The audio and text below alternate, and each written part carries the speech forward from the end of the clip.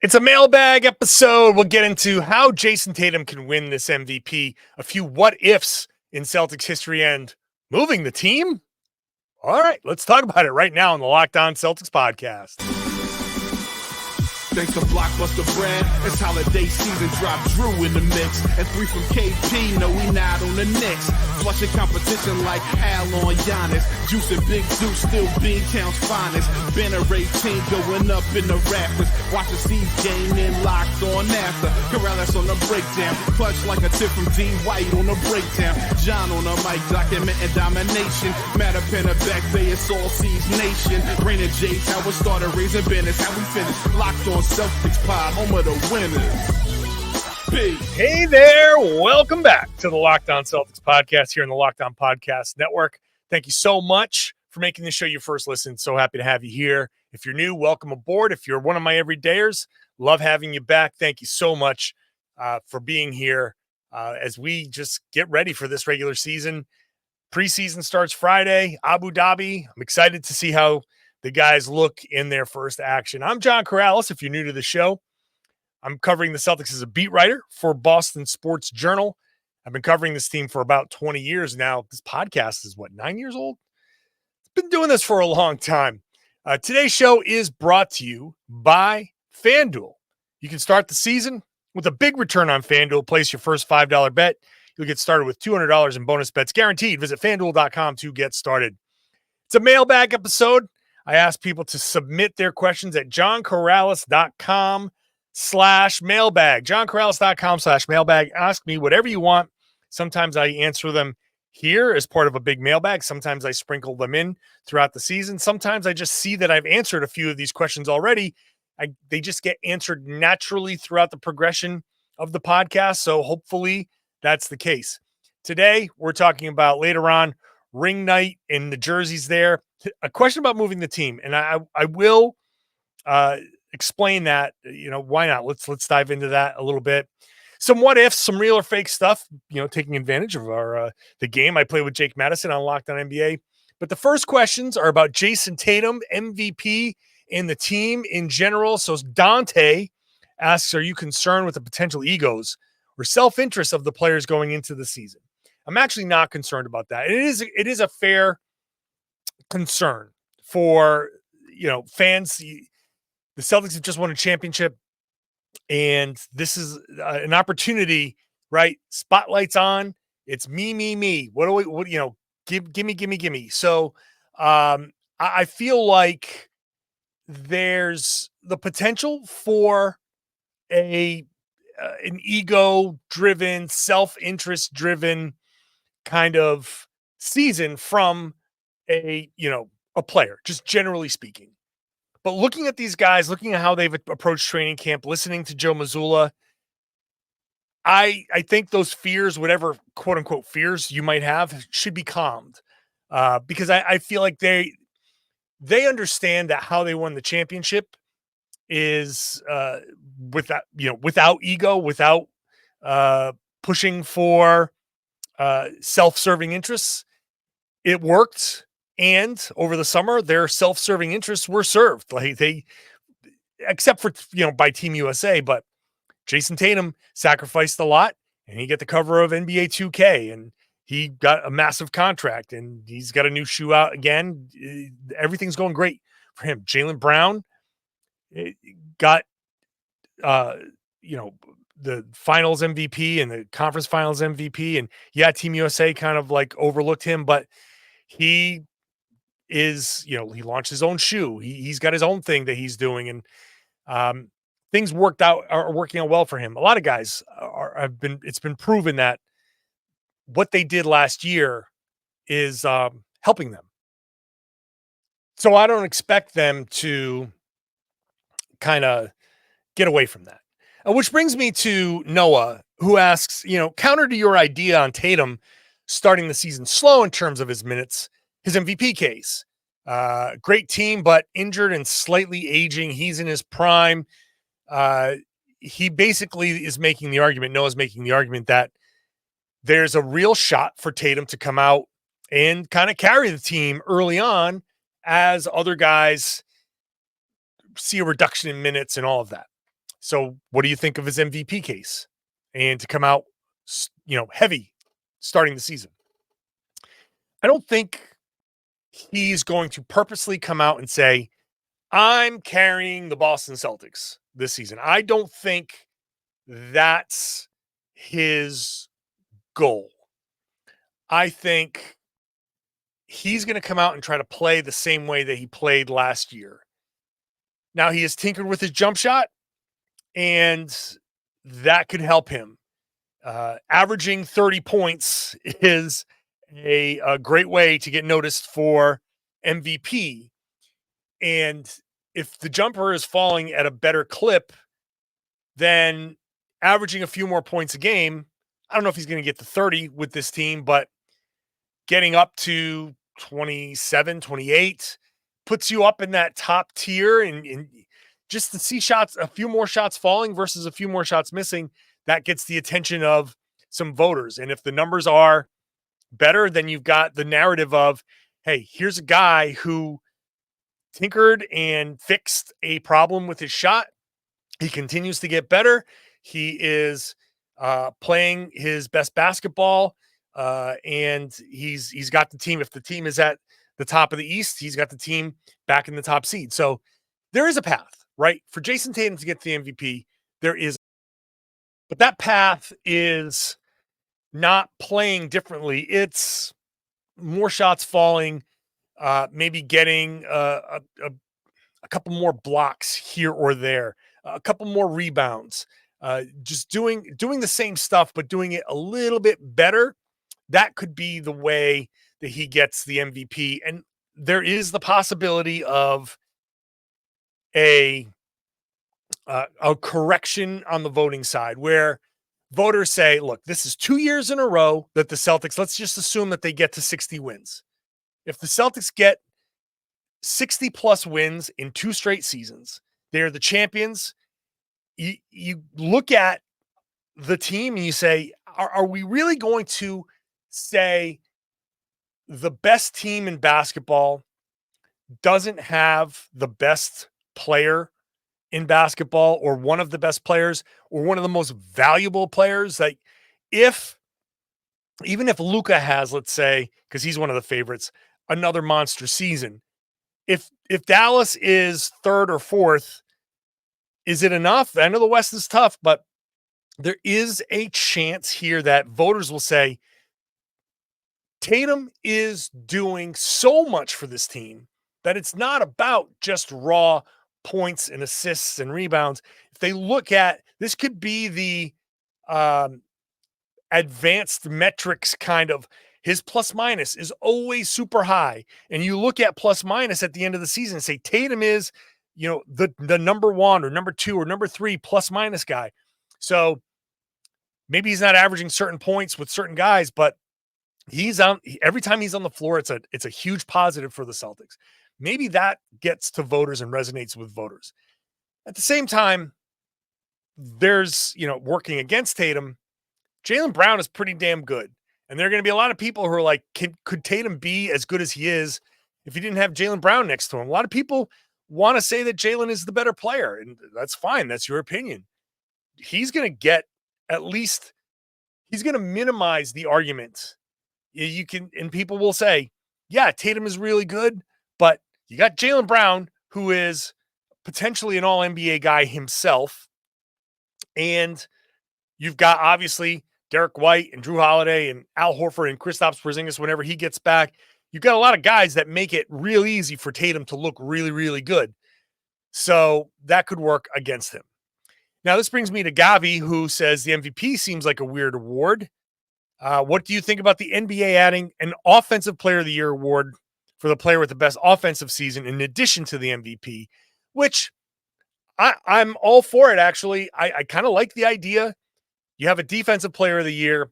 That makes the MVP the de facto offensive player. A lot of people haven't really considered defense necessarily when you're talking about some of these wing players who win MVP. Guys have won MVP with being, without being good defenders. So it would kind of change the tenor of what the MVP voting would be. If there's an offensive player of the year and a defensive player of the year and an MVP, I like the idea. Now, it's a little tough to pull off in the NBA because so few players. And I think a lot of times the offensive player of the year would also be the MVP, but it would make for some interesting debates. And I think an offensive player of the year, I would like to see it. I'd like to see it just to throw another, major award in the mix, and maybe somebody that has, huge offensive numbers but isn't a great defender, maybe that person gets that award. And somebody like Jayson Tatum, who does both, right? He's a great uh he's a really good defender. I don't want to say great defender, but he's a really good defender. And Jaylen Brown is a great defender. And so now suddenly those guys, the valuable part of the MVP does a lot more work in the voting. So I kind of want to see how it goes. So I'm all about it. Let's talk about what ifs in Celtics history. We'll do that when we come back.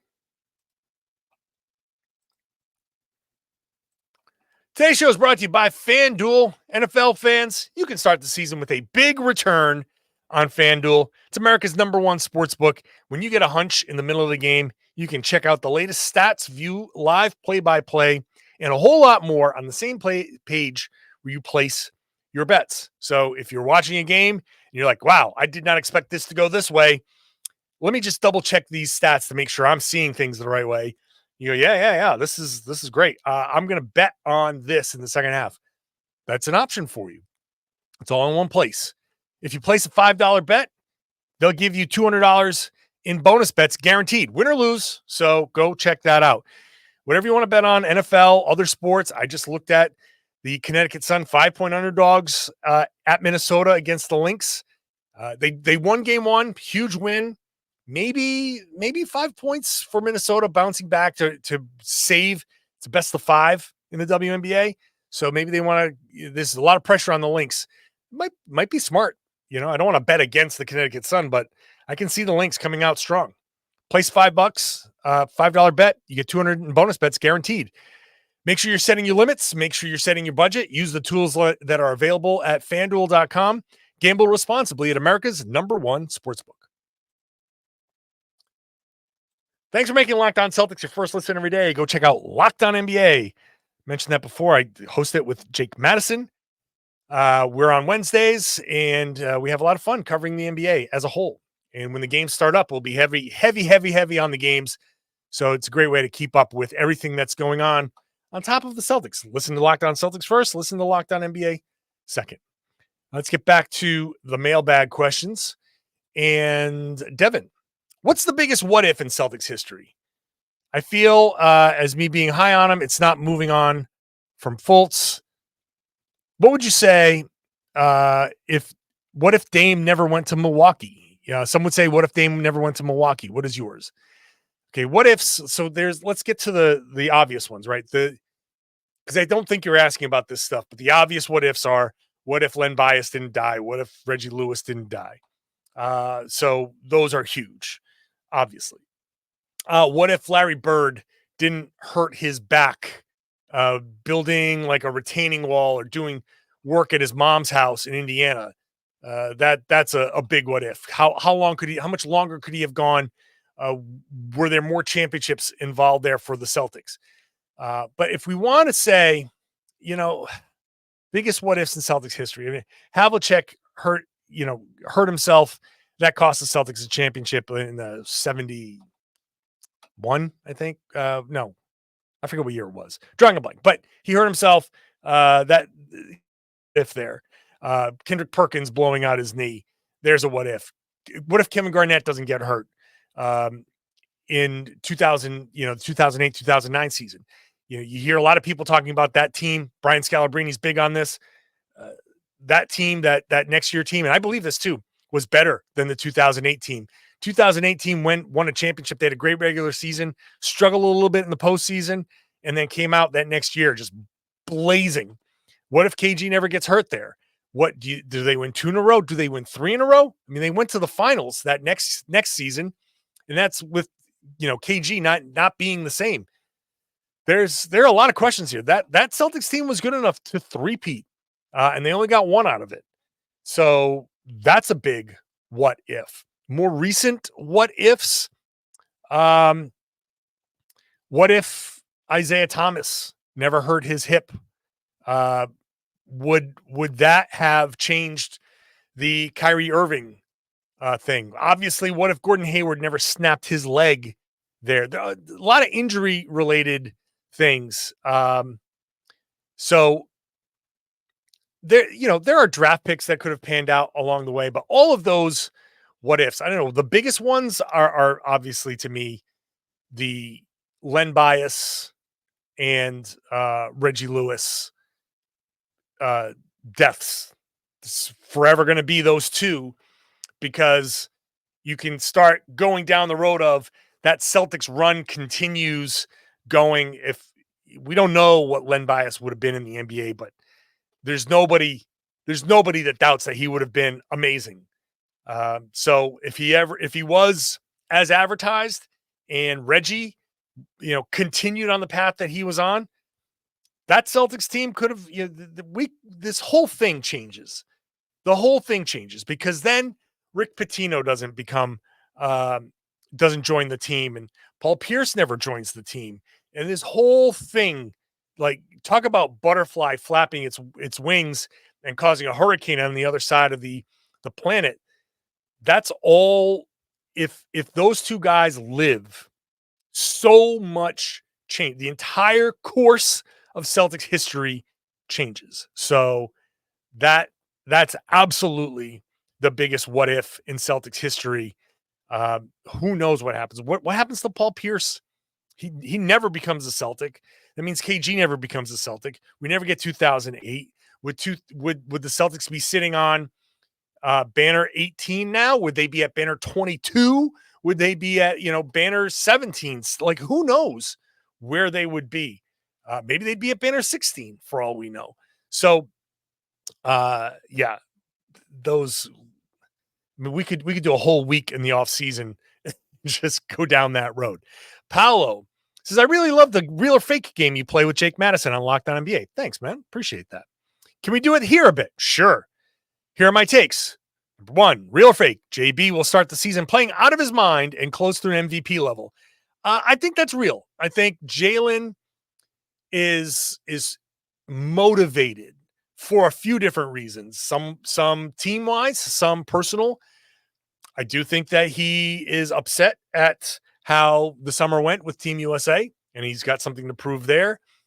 I think he's upset with Nike and their involvement in that, whatever that involvement was.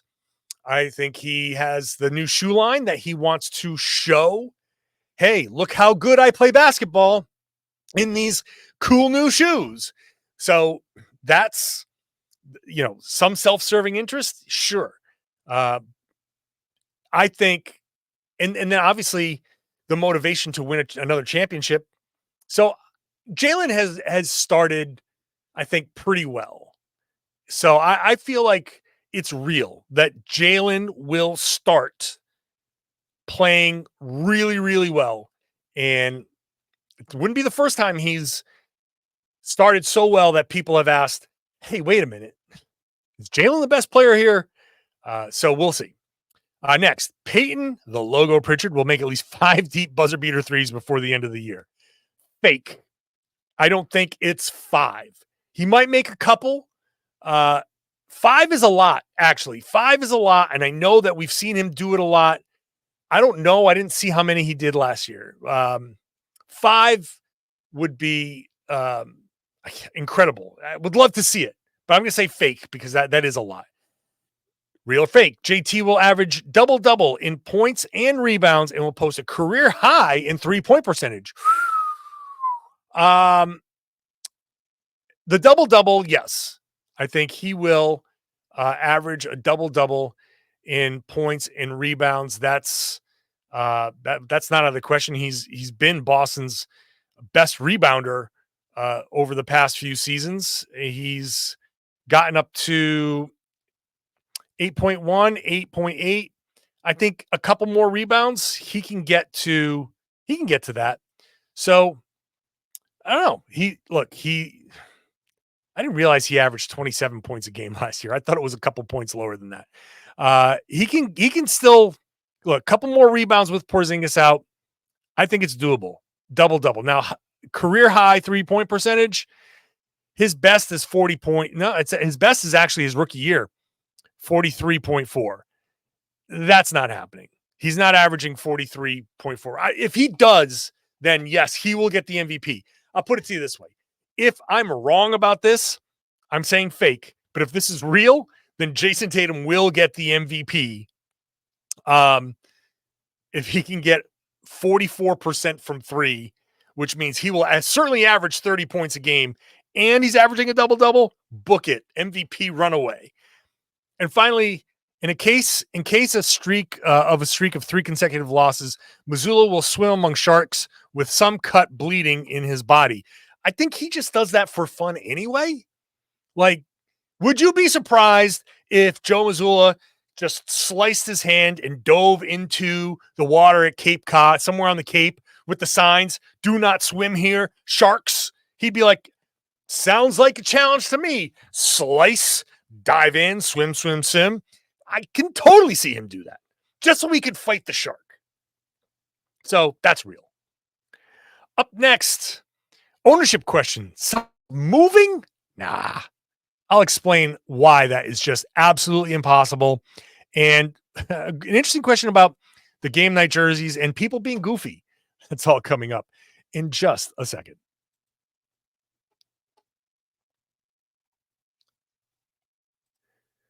Hey, thanks for being here with me every Monday through Friday. I have written a couple of books. Built Different celebrates Banner 18. If you want to buy it on my website, you can buy it anywhere. You can go to Amazon. You can go wherever books are sold online, especially. It's in bookstores around New England. It might still be in some like Walgreens and stuff like that, in stores around New England. But if you want a signed, personalized copy for $30, mailed anywhere in the United States, go to johnkaralis.com. You can submit your mailbag question there. You can also order my book, personalized. If you've already ordered my book, I have 4x6 labels for $10, personalized. I'll sign it, mail it off to you. That goes anywhere in the world for $10.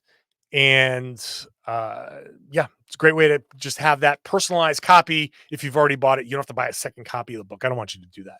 You've already paid your money.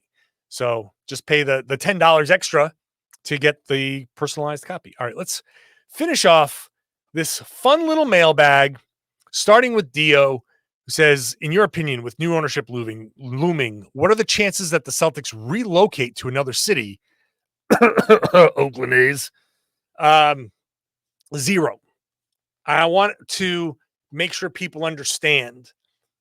0 chance. Absolutely. Because the league has to approve it. The league has to approve a team moving, and they will never, ever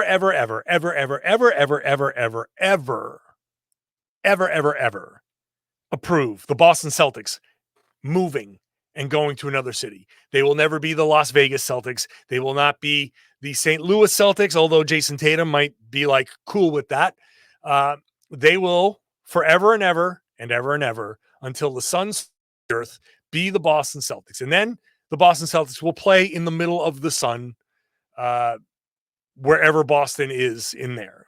So even if the richest person in the world, whoever teams up and they say, we are moving this team to wherever, no, the league will be like, nope, you are not doing that.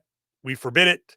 And they would remove the owner and sell the team, because you have to abide by certain bylaws. You can't just, can't just pick up the team and go. So I will hopefully, I know no one's ever really, I don't think, thought that that's truly possible, but just so people are aware, That will never happen. Kevin from LA.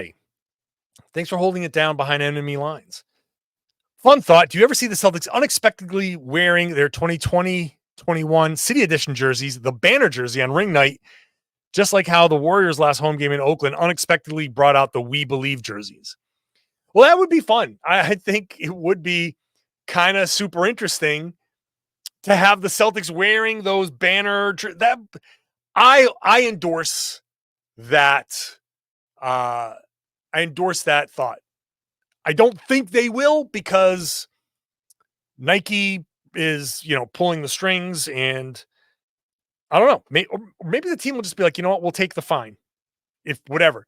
But I'm sure those jerseys exist somewhere. They could do it. I think they should have I don't understand why there isn't a championship jersey for these Boston Celtics. I haven't seen the release of all of these city editions or whatever, but like the Celtics just won a championship. And anybody who just wins a championship, you should get a championship jersey. You should get a gold version of your jersey outlined in your team colors, whatever it is, any team that wins. If the Oklahoma City Thunder win the championship in the next year or two, they should get a championship jersey. That just should be a thing. And that's an easy kind of design. Just make the general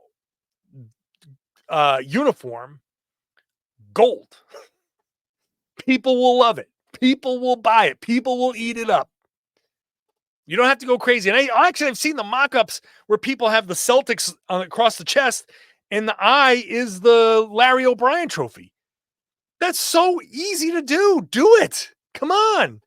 Give them a championship jersey.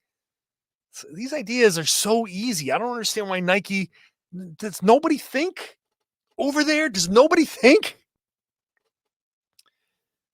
All right, we got a couple of goofy ones here that just they're not even actually questions, but people have taken the time to try to be funny, and I'll just throw it out there. Mike says, do you remember the time you ate my goldfish and then you lied and said I never had a goldfish? Then why did I have the bowl, John? Why did I have the bowl? Yeah. That's a Simpsons reference. If you don't know, that's when Bart had Laddie. He had the credit card that he got, put Santa's little helper on there, Santos El Helper. He got Laddie, and when they came to repossess everything, they took Santa's little helper, and it was a whole big thing. And so, yeah, it's a good quality Simpsons reference. Thank you, Mike. And Andrew, let's finish up with this. Hello. I'm excited for the ring ceremony on opening night. However, I'm also concerned that fans are going to boo Holiday like they did when he spoke at the Garden after winning the championship. How could they do this? Not only am I surprised not that I'm totally surprised, as they've given Teddy Bruschi and Kevin Youkilis the same treatment. And don't get me started on the Bruce Springsteen concert I went to.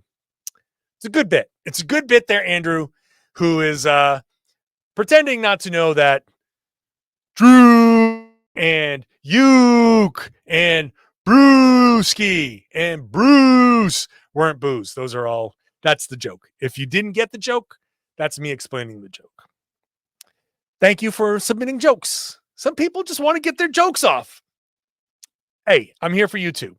Thank you for submitting your questions. JohnKaralis.com/mailbag is the place to go to submit your questions. JohnKaralis.com/store. I think there's a store link at the top right there. That's where you buy my books. I have 2 books for sale.